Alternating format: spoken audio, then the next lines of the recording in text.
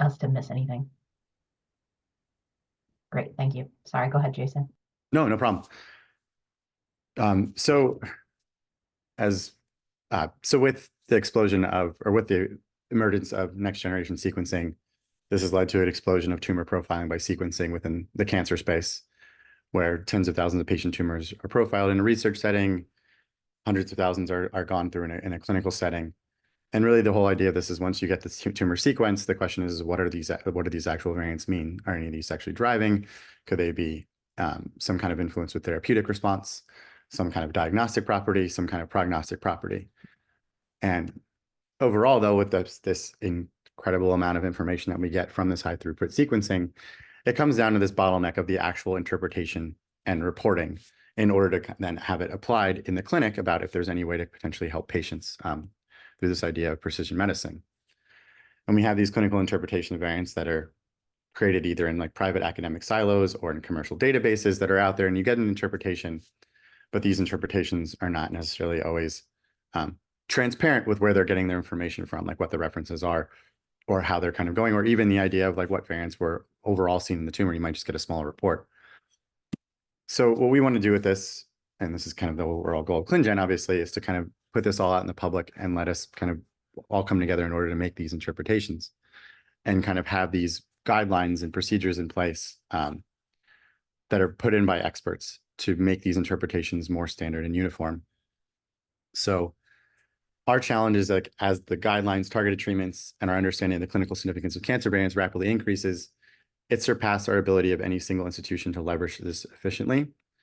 So on the somatic side, we're adapting the procedures and tools of ClinGen in order to somatic cancer variant classification. And we're creating a biomedical knowledge base of somatic variant assertions that also leverages the Civic curation platform and ClinVar. This is kind of our overview and scope, and we'll get more into like the details of like what our task forces and what our somatic cancer variant curation expert panel do. But we all come together to put all of this information publicly in the database of the clinical interpretation of variants in cancer knowledge base, or Civic, and I'll kind of give you guys a little bit more details about that since you guys, all of your the germline side is your creations in the VCI. We do the somatic side, we do everything in Civic. And this will all go into the somatic knowledge base that we're working on FDA recognition for. And we have this ability to make these community crowdsourced evidences and assertions. But also within our biomedical knowledge base, we're working on a few other things within this ClinGen somatic cancer with some of our collaborators. This one specifically with Dr.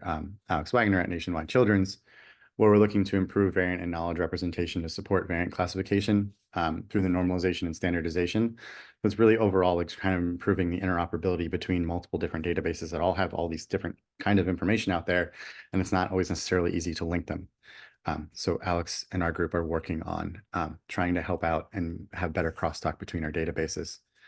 And then finally, another part of our biomedical knowledge base is we're using natural language processing to help guide our curation. And these are through two separate projects.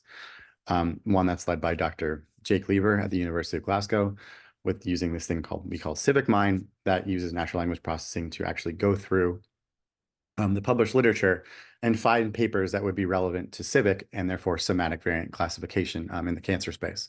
So we'll look through and pull actual papers out to help our curators find relevant information.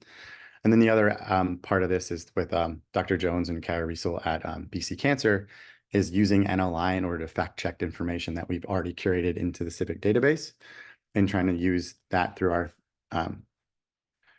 through the use of our curators using hypothesis to select different things that should be part of an evidence item. She's training her data model to be able to go through and review evidence that's in Civic to try to flag things that may be incorrect based on what's highlighted within the paper. So all these are trying to help us find papers and then also go through this backlog of going through our relevant information. But overall, what I'm going to talk to you guys about today, and especially about the progress of the ClinGen Somatic, is really about what our task forces and at VCEPs work on. And our goal is obviously being part of ClinGen align with the overall general ClinGen goals. But we're really just trying to pull and collaborate with expert groups, standardize our curation interpretation, and really enhance the usability, dissemination, implementation of our cancer variant interpretations, both within the ClinGen resource, within Civic, and within ClinVar. And we've taken a lot of the tools that have been developed within ClinGen and kind of helped make them either use them for our purposes in somatic or kind of help tweak them, and working with the ClinGen leadership to kind of help them through us with somatic process, because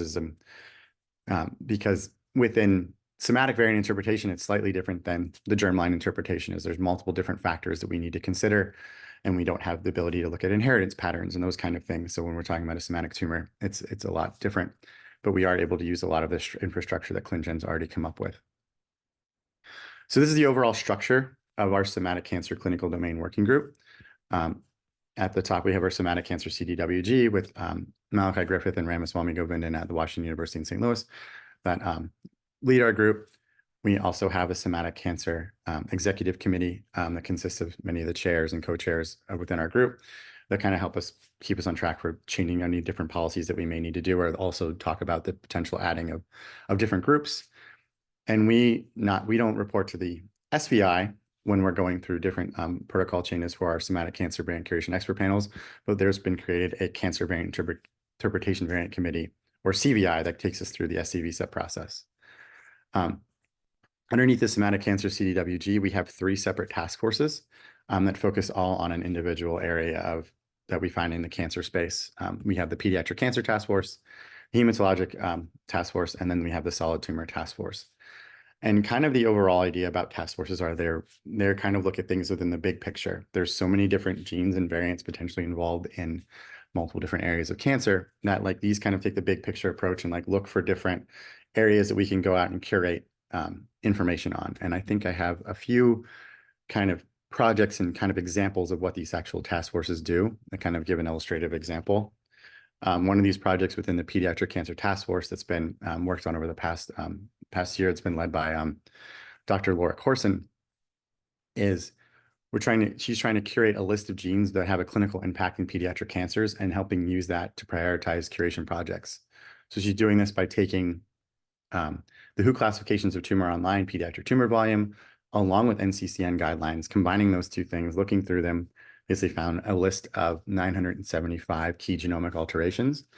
And then we've had experts from different areas, whether it's been like solid tumor, heme, and then even breaking down solid tumor further to brain cancers, that have gone through these key genomic alterations and ordered them based on preference, or order them based on priority, but also have gone through to really look at what the diagnostic criteria is, and allowing us to try to help put them into our AMP ASCO CAP tiering, which is done within the somatic side of things, and trying to put them and make sure also too that we have the right diagnostic actual disease name, which kind of ties into our second project that's been run by the Pediatric Cancer Task Force and our group, a subcommittee within them called PCAS, where we're looking at trying to improve disease selection and making sure we're importing the latest ICD-10 terms into the disease ontology, which is the ontology that we use for selection of diseases when we're making evidence and assertions within the civic knowledge base. So we've looked at multiple different classification systems for pediatric cancers. And the thing about pediatric cancers that makes them somewhat difficult is like certain names have changed over time, where like something like a pediatric leukemia could have been called pediatric leukemia 20 years ago, and then 10 years ago it changed to now being called childhood leukemia. And now what we found out is that underneath these pediatric cancers, especially within leukemia, these are usually kind of more driven by like specific molecular changes that occur. So now those names are starting to reflect the fusion or the specific mutation that's actually underlying it. So all these names are being updated within the terminology by the WHO, and we want to make sure that we have those in our disease ontology so we can name them as accurately as we can, and even go back and name some things that have already been previously done. So we've added over 450 terms within the disease ontology, and we're working on actually helping disease ontology to remodify, or helping disease ontology to modify their hierarchy system so that it's easier for our curators to come in and select the correct disease, and knowing what diseases associate with different parent terms and child terms. And I think that this final slide about our task forces is really the kind of the crux of like what we want our task forces to be. And this is kind of the development as incubators for our somatic cancer variant curation expert panels. So we had early on in our solid tumor task force when it started, Medita Sukhanova came in and presented on an EGFR fusion that she found in her own clinical lab in a case. And she was curious exactly what kind of potential clinical impact an EGFR fusion had. There's a lot of different literature out there on these things, but the question is there really any therapeutic impact? Is there any diagnostic impact, or is there any like potential for oncogenicity? Like what makes an EGFR fusion actually potentially oncogenic? And when she looked in the civic knowledge base and looked at other knowledge bases that are out there for information, this was really, the amount of information out there was really limited as far as it was curated in the databases. What it was started out, there was only one fusion that had any evidence within the civic knowledge base. So the task force started pulling out information from the published literature and actually curating that evidence into civic. And now there's over 14 EGFR fusions that have multiple different evidence items, with 36 evidence items that have been created now. But all this information that kind of got pulled led to more questions, where we see EGFR as the 3' partner and the 5' partner. Then there was other questions about what actually makes an EGFR fusion potentially oncogenic. What domains need to be included? What exons need to be included? And from all these questions that came up from the curation projects of the task force, we then led to the spinning up of the EGFR SCVCEP and the creation of that, where they're still in the progress of their actual step 1 application. So somewhat similar to the germline side, we do have a 4-step process for SCVCEP approval through ClinGen, where initially at step 1, we define our goals and scope. Step 2, we do a developing of the variant classification rules. And this is through the modification of the AMP-ASCO cap tiering system, or the ClinGen CGCVEC oncogenicity SOP, which I'll get into a little bit more details in a few slides. Then we go through and pilot these rules. And then finally, we can go through to implementation for the sustainability of the actual SCVCEP.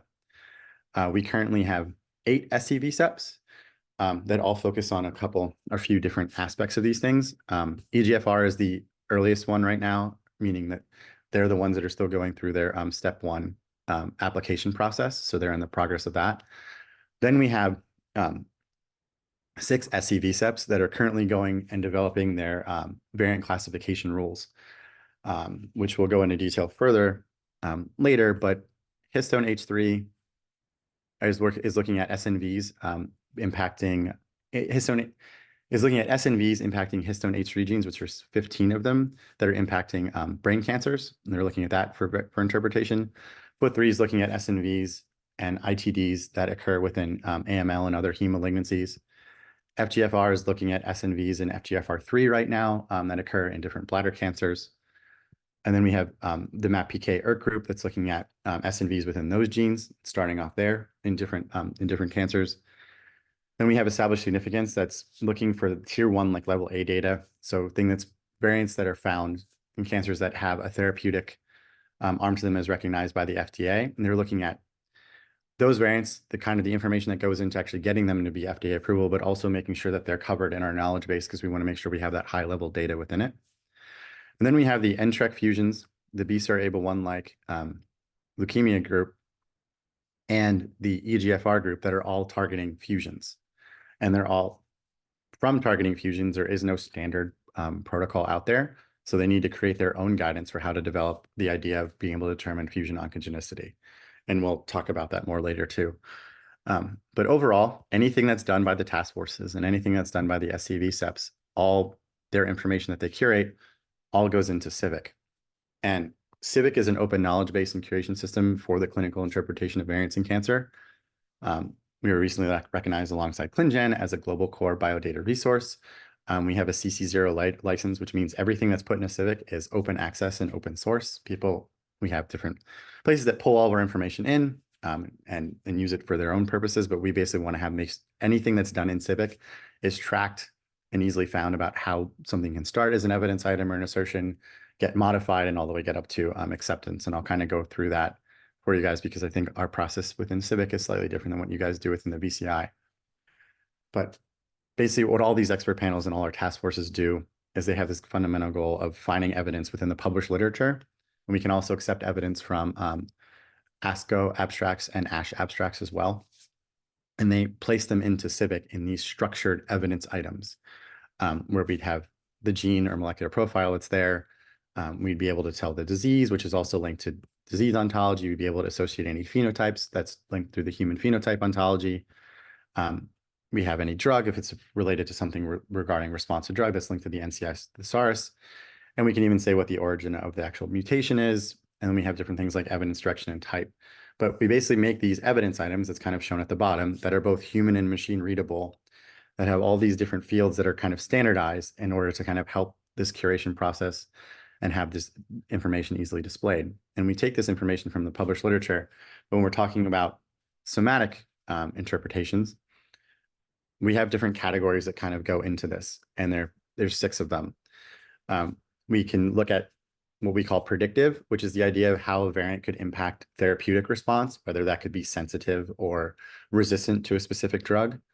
We also have diagnostic, whether that means a particular variant could be informative of a diagnostic of a specific tumor subtype.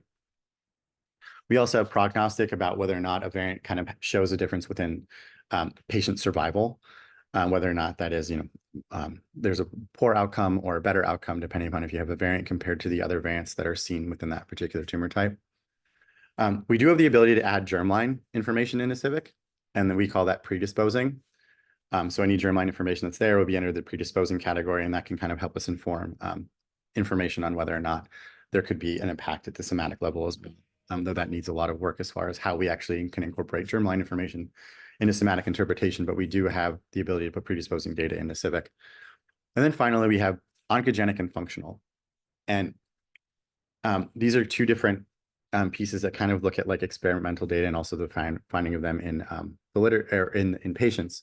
But functional is basically the idea of looking at it specifically. Evidence that goes into CIVIC with this is what's the actual variance effect on the protein?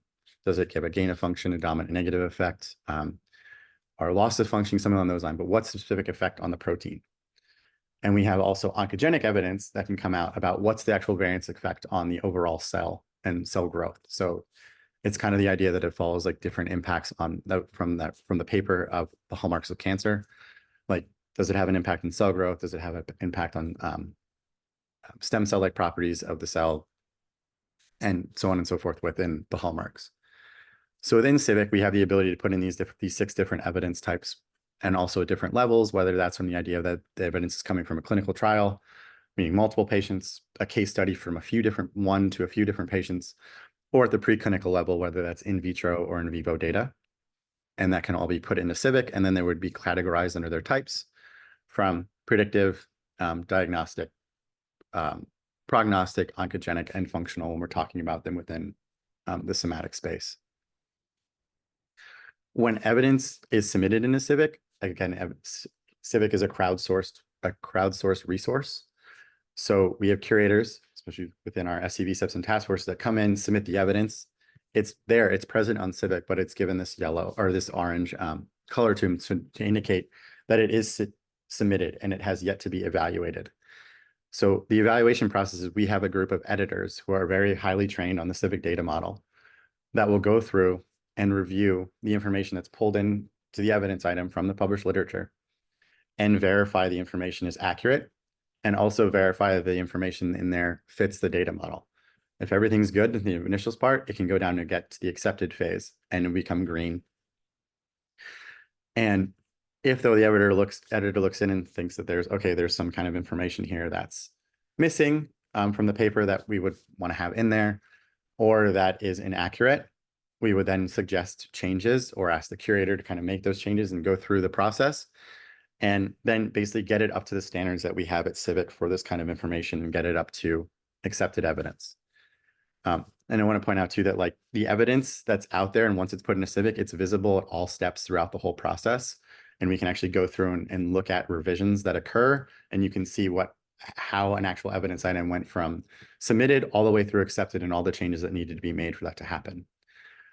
In very small cases, because it does take a lot of time to curate, as I'm sure all of you guys know, has evidence been rejected? That usually happens from like a redundancy where the same piece of evidence was taken from a paper and put into CIVIC. Or if it's really just something that was put in that has nothing to do with the ability to interpret something within cancer, but that's also very rare. But from going from submitted to accepted, we have this lengthy review process for it. Then we also have this piece too, from we add in evidence into CIVIC, and this can be used to create our civic somatic variant insertions. And for these assertions, the idea of these is it's kind of giving you the overall summary and the state of the field for that particular variant, for that cancer type. And these are really the overall like goal of the SCVCEPs, is creating these assertions to give this overarching clinical interpretation. And we kind of look at this in two separate categories where we're looking at clinical impact. So that's for predictive, so that's therapeutic response, the prognostic or diagnostic impact of the variant. And we can collect all these evidence pieces together, making these individual assertions. They would then be classified by the AMP-ASCO-CAP tiering. And then if we look at oncogenic, so this kind of parallels what is done in the germline side with pathogenicity or pathogenic. We can use the ClinGen CDC VIC guidelines for this that were published in 2022, taking all of our collected evidence, applying these ClinGen CDC VIC codes to them, and then determining whether or not, based on these codes in the scoring system, a variant is anywhere from benign, likely benign, uncertain significance, likely oncogenic, or oncogenic. These are just the two references to the two papers for the AMP-ASCO-CAP one, for the Lee et al. One for the AMP-ASCO-CAP for diagnostic, prognostic, and predictive, and then the oncogenic, which is the Horak et al. Paper in 2022. And just to kind of give you guys an idea of how this is done within these oncogenicity codes and categories, it's based on a scoring system, similar to what's done on the germline side. And there's different strengths, anywhere from very strong of getting 8 points, down to strong, moderate, and supportive. And there's different categories of things that are looked at, whether it's the frequency of a specific amino acid change, how often they come up in different databases, what functional impacts they have based on different experiments that have been done and pulled from the literature, and just the idea of like functional protein domains and things like that, which we can talk about a little bit later once we get into the idea of what our SCVCEPs are doing. But the idea for the SCVCEPs that are in step 2, that are looking at SNVs and small indels, is taking this classification system and tailoring it to those specific genes that they have, whether that's looking at the actual domains, whether it's looking at different bioinformatic algorithms that are used for predictions, what databases to pull this information from. They're all tailoring them to those specific, their genes of interest. So as I mentioned too, once we get to the idea of this, the idea of the goal for these groups, and especially the SCVCEPs, is to curate all this information as evidence into CIVIC, then take all the evidence items, place them then together into an assertion where we can summarize what happens from all the data and evidence is collected. Like in this case, this is for the L858R EGFR, L858R mutation that occurs in EGFR. That's summarized by saying non-small cell lung cancer and EGFR L858R mutation is sensitive to erlotinib and gefitinib. We have the description as to why that summary was created. All the supporting evidence is all located in the tab on the table underneath it that can all be clicked on and read if somebody wanted to go through and figure out why exactly that assertion was created. Because again, in CIVIC, we want to have everything out there and transparent for everybody to be able to view. And we also have the ability to show off if there's FDA companion tests within the assertions, if there's any NCCN guidelines associated with it, and if there's and then we also, for this one in particular, this is based on predictive. We can add in the codes for tier 1 level A for the AMP-ASCO-CAP category. If it was a germline assertion that was being created for predisposing, we could add in the ACMG codes.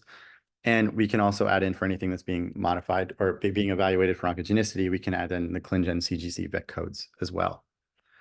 But overall with CIVIC, it's open model, allows for integration into a very broad ecosystem, whether it's academia and industry, and it's kind of passed back and forth within a bunch of different areas. But I want to show you guys this slide too, because our collaboration with ClinGen and CIVIC's collaboration with ClinGen has led to a massive influx of information. Our collaboration started around 2017 and really picked up around 2018. And since then, we've gotten so much more external submitters, meaning most of this is all ClinGen that's been done in green, whereas before it was all WashU specifically. But because of this collaboration with ClinGen, we've had a lot more information on somatic information that's been put into CIVIC. And now also a lot more information for our editors to review, but that's all expanding, and it's a good problem to have, of having this amount of curation that's gone on. The other part of this that we're working on within ClinGen Somatic is to have the assertions that are created by our somatic cancer VCEPs, to have them go into a special section of CIVIC and this biomedical knowledge base, and have them go and be recognized by the FDA. We started this pre-submission process back in April of 2021, and we had a positive meeting with them that they want to continue on working with it. But part of our goal for this is we basically need to do 3 separate things in order to get this actual piece of approval. And that's creating the actual FDA recognized section within CIVIC, and we've prototyped that. We also need to complete multiple standard operating procedures, 13, which those are close to being done. But the biggest part that we have to do is we need to get 3 SC VCEPs to full ClinGen approval. And that's obviously within progress. Within our groups, NTREC is the furthest one along. It's the first SC VCEP that we had ever created. That one's in the pilot step and actually finishing up their pilot phase for submission in the CVI for review shortly.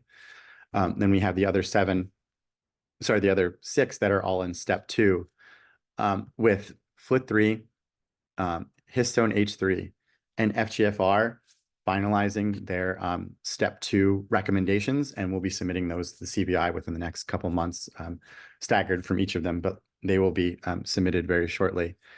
And then the others, BCR-ABL1 like and MAPK, ERK, and EGFR, and established significance are all working on their step 2s. I see something in the chat. I wanted to see if there was a question. Okay, cool.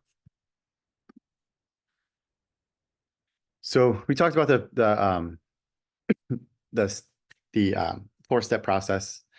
So I'm just going to dive into kind of, again, this idea of what we're doing for the assertions and kind of how these assertions are created.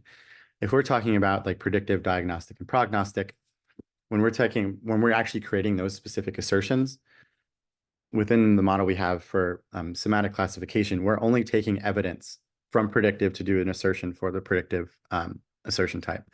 Only taking diagnostic evidence to do a diagnostic assertion, only taking prognostic evidence to do a prognostic assertion. And then at the assertion level, these are then evaluated based on the AMP-ASCO cap that was in 2017, based on this tiering system from tier 1 all the way down to tier 4.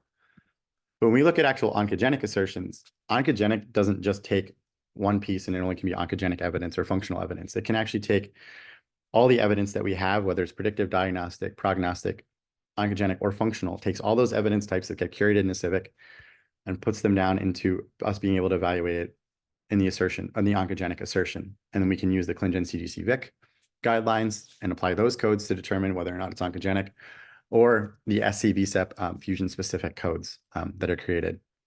And overall in somatic, kind of the way where our SC VCEPs are kind of running is the initial step is to kind of build our overall general variant list.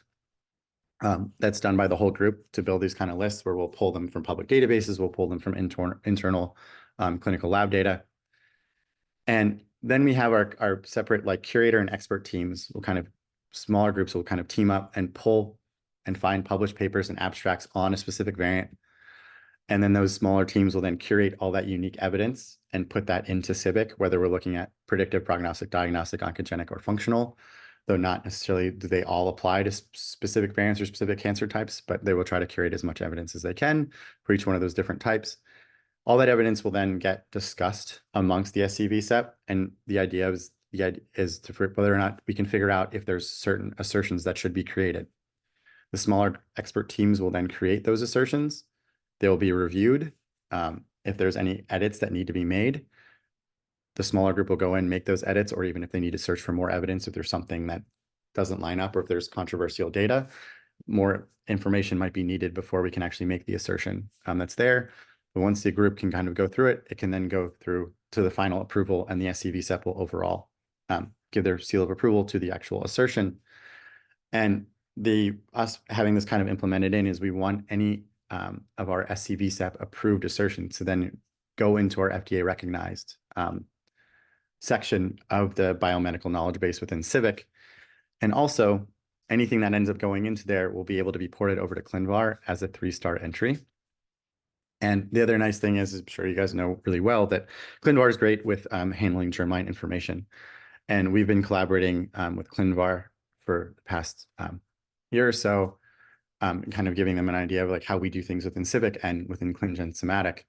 and they wanted to improve the way they handle somatic variant submissions within ClinVar, and they've reconfigured how they do this. And now it kind of aligns up with kind of how we look at things for both predictive, prognostic, and diagnostic can be there for the somatic part. And they also have the ability to show whether or not something has been found to be oncogenic, avus, or benign as well, based on what's been put in. So you can go to a specific variant, like in this case, one for FGFR in ClinVar, and you can see what the germline classification is. And you can also see if there's any classifications that have been done for somatic. And I want to say there's been like 6 or 8 different entries that have been done since they've opened this, and they're all from Civic. But as we kind of ClinVar spreads the word about this, I'm sure there's going to be more clinical labs that kind of catch on and do these things too. Does anybody have any questions before we jump into like what the actual SCVCEPs are talking about? Whether it's a question on Civic or just kind of the overall scope of things? Feel free to chat it or speak it.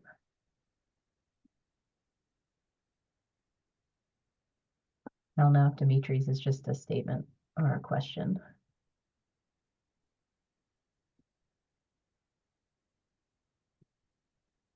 Right, Dimitri, I understand that those aren't used in like the somatic variant oncogenicity classifications. But we take that evidence and we use it in order to be able to apply some of the codes that are in there, like specifically OS2 and those kinds of things. So I apologize if I misspoke saying that it was part of it, but it's more the idea that we take that evidence and information in order to be able to figure out which actual oncogenic codes apply in certain cases and for certain variants. Right, so I'm going to talk a little bit about some of these, our SCVCEPs, their oncogenicity classification, and their current focus, as mentioned before. For 5 of them, they're looking at SNVs, and 3 of them, their current focus is on different fusions that affect their genes of interest. When kind of looking at and talking about this within the SNVs, so something like for like FGFR, there's also FGFR fusions that are out there, but in order to start it out, there's such a wide scope for some of these that they really wanted to focus like specifically on, and there's 3 FGFR genes. So they're really focused right now on sorting things out for FGFR3 and then moving on to the other 2 FGFR genes. And then after that's finished, going then back and looking at FGFR fusions. But the idea behind that and waiting was that NTRK fusions had already started. So it was kind of allowing NTRK fusions to pave the way on fusion classification systems, which we'll talk more about. But what they are doing, again, is tailoring this ClinGen CGC VIC oncogenicity codes to their particular genes of interest. And these are just the oncogenic ones. There's a whole nother table. There's a whole nother set of tables that give negative points, whether if a variant is potentially benign, depending on what's been shown. But this is kind of a comparison of different things that have been looked at by the SCVCEPs in their own way of tailoring things. And I'm going to take the 3 SCVCEPs that are looking at SNVs that are further along in their process. So that's FGFR, FLT3, and histone H3. So for the OS2 code, the criteria is that you want to have a well-established in vitro or in vivo functional studies supportive of an oncogenic effect of the variant. Now, this is a really different on the somatic side versus on the germline side of that, looking at actual functional studies. On the germline side, there's FDA-approved testing and experiments that are out there for establishing what an actual, what makes something a well-established functional study. And there's a really good Burnett paper that was published about how those have been done within ClinGen and your groups about picking that out. We don't have that standardization quite yet on the somatic side of things. So what these groups have done is they've gone through the literature as much as possible and looked at what type of assays are done across different labs that have been published and determine what they think is the most effective at determining whether or not there is some kind of functional impact of the variant at the oncogenic level for them. Like FGFR went and looked through the data out there, and they found that there were 10 to 12 different actual experiments that looked at FGFR3 and what potential impact it has. And they ended up going through and dividing it into 2 separate categories one of biochemical activation. So there's multiple different assays that can assess the activation of an FGFR3 protein. And then they also said, okay, that could get you 2 points if they show a positive result there. And they also saw that cell proliferation was a big thing within FGFR3. So they split it up into two separate categories. So you get 2 points if you see positive biochemical activation and 2 points if you see increased cell proliferation. And they've also set out in their, all groups have set out too in their step 2 guidelines about what actually makes an experiment valid to use in the sense of what controls are there. Like it needs to have wild type. It needs to have potentially a certain positive control. It needs to have a negative control. Like there's multiple different things because there's no standardized assay for any of these on the somatic side that they really want to have this ability at least to be able to compare somebody's published data from one institution to what happened in another lab or another lab. And it's really the idea of being able to do this based on them having the right controls. For the case of FLT3, they're putting most of their focus on if a variant gives increased proliferation or not. If a FLT3 variant does, then it can get the full 4 points. If there's differences in receptor activation or signaling phosphorylation, this would be a lessened strength code down to OS2 moderate, and then you get +2, and we can even go down to supporting if there's only shown to be receptor activation or signaling phosphorylation. And then histone H3 is where it gets a little bit more complicated because we're talking about specific mutations that occur at specific amino acids, where it's basically known, and those are the established amino acids that are in one of the 15 histone genes, that if they're impacted there, that could give you the potential for 4 points. And there's multiple different caveats we have to be able to reduce the strength of this to get it down to moderate or supporting. And one of the other codes is OS3, OM3, and OP3. And that looks at whether or not these particular variant is found within a hotspot or considered to be a hotspot within different databases, one of which could be cancer hotspots. But each of these 3 groups has gone through and looked at these databases and determined what's the best database for them to actually determine this. Where FGFR uses cancer hotspots, FLT3 uses Cosmic and C-Bioportal. And that's because within cancer hotspots, there's a limited number of actual heme cancer samples within that. So, but Cosmic and C-Bioportal, they have much better coverage of heme samples within their databases. So for FLT3 being a mostly heme-based mutation that's found, that's why they've recommended to make that change for their specific gene. And histone H3 also has gone through and said Cosmic is the best one for that one. For OM1, this is whether or not something's located in a critical and well-established part of a functional domain. So the question again is what actually makes something critical and well-established? So that's why the SC-VCEPs have focused on this. And in looking at this for their particular gene of interest, and it's interesting about what they've found and how they've determined these things, where FGFR says it's not applicable. There's a few different domains within FGFR, and the mutations seem to be spread across different areas.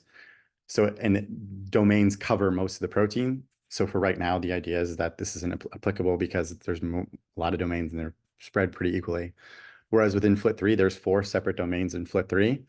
Out of those 4 domains, the juxtamembrane domain and the tyrosine kinase domain are the 2 that seemingly have the most mutations that are found within them. And that's why those have been the only ones that will get the OM1 code applied for it. And then for histone H3, this is really only specific to a few small or a few specific amino acids that are there, as these are not large genes, and overall for the 15 of them, they're all pretty similar. And then finally, we can talk about the differences within OP1 that they're using computational evidence to support an oncogenic effect of the variant. So FGFR and histone H3 are currently using the REBEL score in order to do this. And this is based on just the data sets that are out there, the ability to actually run this through a data set and see which one fits the best. And FLT3 ran their data set through different prediction tools, and they found ClinGen fit their data set the most effectively out of all the ones that they tested. So there's different ways of looking at these codes, and that's why each individual SC-VCEP is trying to tailor them their gene, as not everything exactly fits for all of them overall, but it's really helping to kind of help make the actual classifications consistent for their genes of interest. And the last one I want to talk about within the SNV part is that this established significance group, that they were kind of established to focus on these variants that have been cleared or approved by the FDA with companion diagnostics that are there that have some kind of therapeutic impact. There is overall a scope of 15 genes that have 200+ variants that have some kind of FDA approved companion diagnostic. And they're looking at what really went into that kind of to get these variants to FDA approval. A lot of them have that information really well laid out, but there's some genes that were part of a clinical trial, or some variant that was part of the clinical trial that showed a positive response, but it might only have like 1 or 2 actual positive pieces of information out there. So they're trying to actually look at not modify the oncogenicity SOP for them, but to try to determine if there's enough information out there to actually get them to oncogenic, and also to make sure too that all this really high level tier 1 level A data is in the civic knowledge base and has been vetted by an expert panel. Finally, I'm going to switch gears a little bit and talk about fusions. As far as fusions go, there is no oncogenicity standardization package out there for them. There is one currently being worked on by the VIC, which have some of our members within ClinGen Somatic are actively working with them in making an overall classification model for oncogenicity for fusions. But what the NTRK group had to do as the initial group to look at this was create a baseline for it. So just again, to give you a little bit of an idea of what NTRK is, there's 3 NTRK, there's 3 neurotrophic tyrosine kinase receptor genes, all of which have a 3' tyrosine kinase domain. Their expression's super tightly regulated, but when they're part of a fusion, it can lead to aberrant expression and therefore downstream pathway activation. And the reason initially this was the first SCVCEP created, but they're established oncogenic drivers. They're seen in a variety of cancer types, but there's such a flux of information over the past few years about these. So it was how to actually interpret these, because they've been found to be important diagnostic markers, and they're also really important therapeutic markers, as there's 2 FDA-approved targeted therapies for NTRK fusions right now, with more potentially on the way. So what we kind of worked to do was actually define the mutation landscape that's out there by pulling information from public fusion databases. And we found that there were, I believe, 78 different fusions that were listed in public databases for NTRK. And out of that, there was not much overlap with the actual 5' partners that were there. I think there were like 68 unique 5' partners. So this is very rare of like having multiple partners that are there. But we also found too that from our own internal data, that saying there's 78 NTRK fusions out there was actually a low estimate of what's there based on the other things we found pulled from the published literature. And there's also not a lot of overlap of these fusions being reported in multiple different databases. So we want to kind of make, one of the goals of our SCVCEP is to have a central hub of having a place where all the NTRK fusions are listed and having a clinical interpretation for each one of them. But to actually do that clinical interpretation for fusions, we created these guidelines for them, where we basically, the 4 main criteria that we look at are fusion gene structure, cancer association, and then clinical validity and functional evidence. And fusion gene structure is basically what's the orientation of the fusion and whether or not specific domains are involved or not. In the case of NTRK, it means NTRK would be the 3' partner and that the tyrosine kinase domain would be there and intact. Then when we're talking about cancer associations, how many patients has this been reported in the literature? In this case, we said that at greater than or equal to 3 individuals would get the CA1 designation. And then we look at whether or not the 5' partner has been described with other partners in cancer, and then whether or not if the fusion has been seen in an actual NTRK-associated tumor as defined by the SCVCEP.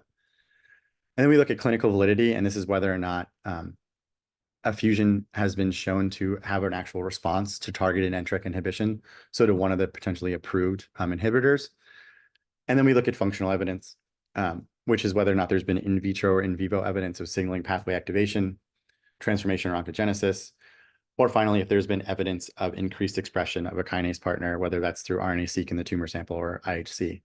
And we can take the combination of any one of these codes for an individual fusion and determine whether or not something is a fusion of uncertain significance, if it's likely oncogenic, or if it is, in fact, oncogenic. Where basically the idea first is what we would look at is the actual fusion gene structure, because if NTRK isn't the 3' partner or the tyrosine kinase domain isn't included, it goes into uncertain significance because it doesn't follow the traditional pattern of how we would, or the traditional mechanism of how an NTRK fusion could drive oncogenicity. It doesn't mean it might not have an impact. It just means it would be potentially through a different mechanism. And based on the scope of how we've looked at this, it kind of falls outside of the way where I'm categorizing it with NTRK not being a 3' partner, the tyrosine kinase domain not being involved. Then we would go down and look at cancer association. and functional evidence, and we can get to any one of the categories of whether it's oncogenic or likely oncogenic from there. But overall, it's the idea that we're taking all this information in from the published literature. So this is an example of a CANC1 and TREC2 paper that was taken and curated into an evidence item within Civic from a case study of a 6-year-old boy that had the CANC1 and TREC2 fusion, where the patient responded to larotrectinib treatment. And we've collected 5 different pieces of evidence from the published literature. If I remember correctly, there were 9 total papers out there that mentioned CANC1 and TREC2. And out of those 9 papers, only 5 of them talked about unique individual cases. The other 4 referenced another case that's part of this 5. But having those 5 pieces of evidence, we can then go through and apply our codes, whether it's FG1 all the way down to FS2. And each one of these individual codes then can be put together and it gets the classification of oncogenic. And then we have this overall oncogenic assertion that's in Civic.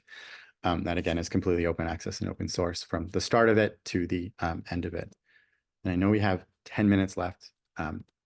So I think I can stop there and take any questions you guys have, whether it's about Civic, the ClinGen Somatic VCEPs, kind of what's next, anything you guys want to discuss and talk about. Great. Thanks so much, Jason. That was just a whirlwind tour, and you guys are extremely active. And you're right. I think we often live in the germline space, so it's really wonderful to see what's going on in the somatic space. So we'll open it up. I feel like it was a lot just because of there's so much within somatic, and even though we only have 8 VCEPs, there's the potential for like hundreds more if we ever upscale with that. But yeah, like it's a completely different idea, and I want to give you guys a background of everything that goes on within it. Yes. So I guess I can start with some questions while other people think of questions. Feel free to stick them in the chat or, raise your hand, unmute. So what would you say is the collaboration or interaction of people who kind of like either co-curate or work across both like germline and somatic? We don't have, I think, a lot of people that are in germline and somatic. I think there's like a select few of people. I'm actually curious. I'm not sure what the number is. I want to say it's maybe like 10 or less. But then I'm thinking about to kind of go back and forth with the space, but we really like the idea of having like that collaboration and thinking about it. I mean, because right now there is no even within ClinGen Somatic or like how we interpret things, there's no like direct classification we get from, okay, it's pathogenic in germline, therefore can we take that over into somatic? Like there is no standardized way of having that impact how a variant is actually categorized and curated and figuring out the clinical impact. We would love to have more crosstalk between germline and somatic.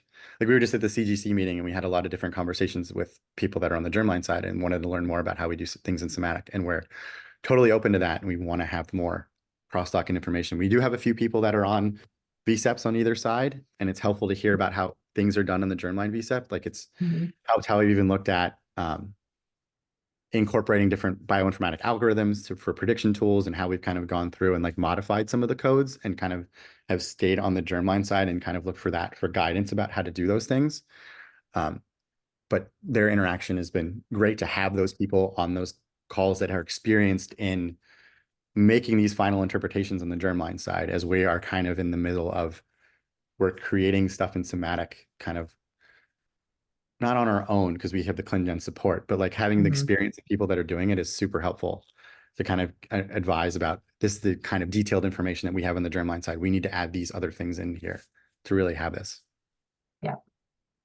Yep. I see your hand is raised. Yeah. I just wanted to comment on that about the interaction between the germline and somatic. And, I think as we're, getting more requests and more interest in developing somatic working group, somatic non-cancer somatic efforts as well, I think there will be more and more interaction. Like for instance, with immunology, also with the brain malformations group, I think even if it's non-tumor directed, I do feel like there is a lot of overlap, and some of the curation approaches used could also be really informative to the development of those efforts. So I think it'll be interesting to see where it goes.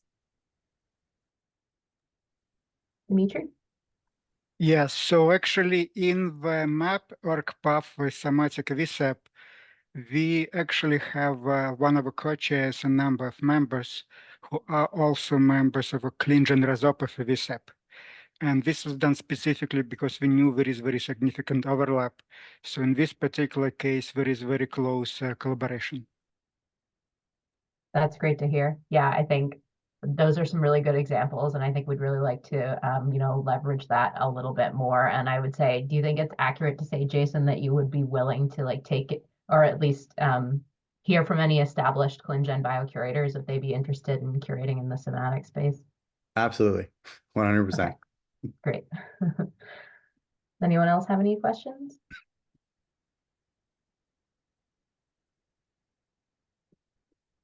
Yeah, and even with that, with the biocuration part, like I know it's the VCI versus Civic, but like there's really not like the actual, when you get down to curation, it's the same thing. It's just there's different buttons to click. So it's really, it's like a really straightforward process once you have curation, because we've had people that have come in from doing things in their own, like in their own labs of like germline side of things, and this is how they look at it. But the somatic, it's really easy to kind of pick up. It's just the idea of figuring out like which evidence type it falls into in our 6 different categories that are there. So if I could say too, just for biocurators on the call and for just basically education for biocurators, picking up somatic curation and cancer curation is a great skill to pick up. So I'm kind of putting a plug out there for it. But in terms of like, application and how this could apply to careers or how this could apply to other efforts outside of ClinGen, definitely the cancer space is very, very full of curation opportunities, not just with curating variants, but, clinical trial curation as well, application for working at different, cancer centers that are involved with clinical trials as well. So I know I've used a lot of the skills that I picked up working with somatic cancer in those areas as well. And I think too, the nice part with it is within our CDWG, when we have the task forces and ST-VCEPs, like if you want to be highly specified and specific in what you're curating, like you're really in NTRK fusions, or that's something you're interested in, obviously you can go to the VCEP. But if you had an area that you were interested in and you brought it to a task force, like the pediatric or heme or solid tumor, like those groups are really into just pulling curation, like starting curation projects that don't have to get up to the level of an expert panel. So it's just like if you have a specific spot where I'm interested in this gene, this is involved in this pediatric cancer, like you join that group and you can just kind of start your curation process with them and kind of pull in other people to do that with you. So the task forces are kind of more of like an open curation space of what's interesting to that curator that month or that expert that month. And they're kind of trying to get others interested in finding that information and putting that in there. So task forces are kind of nice places for people getting into biocuration. It's somatic biocuration to start and kind of start pulling things in they want to do or they're interested in. Dimitri, did you have another comment? Yes, another thing, important perhaps things to mention is the ClinGen oncogenicity SRP for somatic variants was developed in the way it was modeled after existing germline classification of pathogenicity for germline variants. And for example, the point system which we currently use in oncogenicity SRP, it's the same point system that the new version of the germline guidelines is going to use. And in the future, we're going to continue to try to make the system as similar as possible. That's great.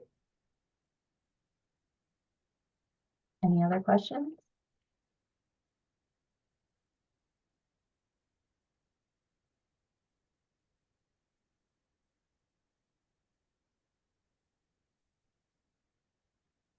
Okay, if not, I want to thank you so much for your time, Jason. It's been great to hear about this, and I will let you all go. Have a wonderful rest of your day.